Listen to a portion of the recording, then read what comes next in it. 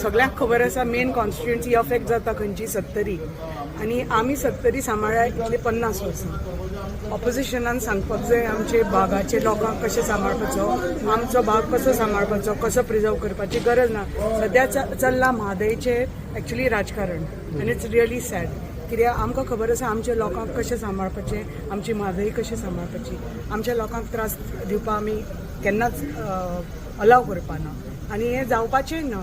कित्याक म्हादय आमची आवय म्हणटात आनी आमकां दुसऱ्यांनी सांगपाची गरज ना have to preserve and look after.